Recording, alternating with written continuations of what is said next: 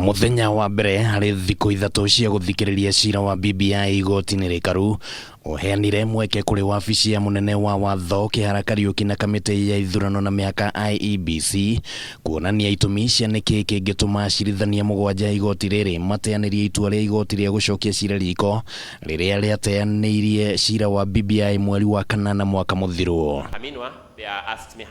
Umwe wa maundu mugwanja maria maharĩrĩirio ma kung'ethanĩrwo namo nĩ Mawakiri nĩ mũrũgamo wa atĩ kũrĩ na icunjĩ imwe cia gatiba citabatie nĩ gũcenjio, na Mawakiri ya kĩhara matongoretio nĩ Solicitor General Kennedy Ogeto nĩ marutire mahitia mũrũgamo wa itua rĩa acirithania igoti rĩa gucokia ciira riko arĩa matuire atĩ gatiba ndĩbatie nĩ gũthogwo icunjĩ imwe. Even if the basic structure doctrine was applicable in Kenya, which we dispute, the absence of clarity on what the basic structure is would create much legal and constitutional difficulty.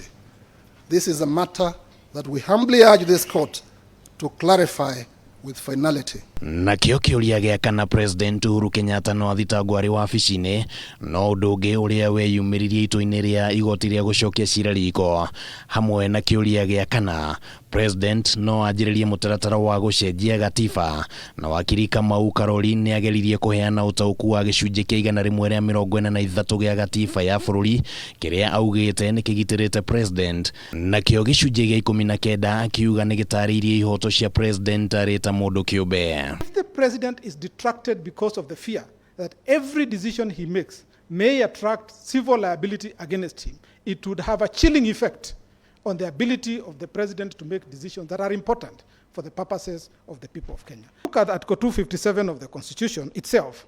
It does not prohibit the president or anybody else from getting involved in the process of popular initiative. Kamiti ya ithurano na mihaka IEBC nĩ yerekanĩte atĩ nĩ yathire mũgarũ na watho na njĩra ya gũtwarithia na mbere mũtaratara wa BBI ĩrĩ na kamishina atatũ tu, no ũrĩa warĩ munene wa watho Gĩthumo Igai akĩhũthĩra gĩcunjĩ kĩa 250 gĩa gatiba ya bũrũri kuonania atĩ IEBC ndĩagararire watho. Because you cannot say that they didn't have quorum for purposes of the referendum, but they had quorum for anything else. IEBC was always properly constituted.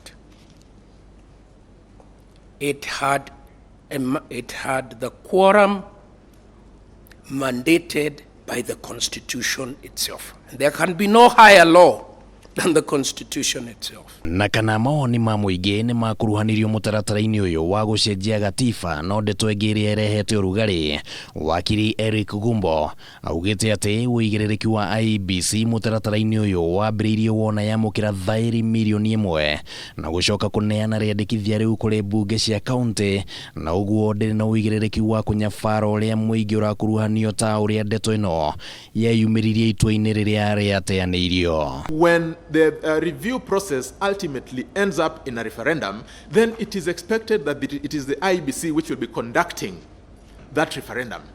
What then will be the position when IEBC, in the course of conducting the referendum, would have also taken it upon itself to be the one to speak about the pros and the cons of the bill? Would we not be seeing a situation where there's conflict? Mawakiri aya matanyĩte atĩ rita rĩrĩ nĩ makũgĩa na ũhotani, no maya makũringana na ũrĩa mawakiri amwe na ũrĩa ũraregana na BBI makũng'ethanĩra nao.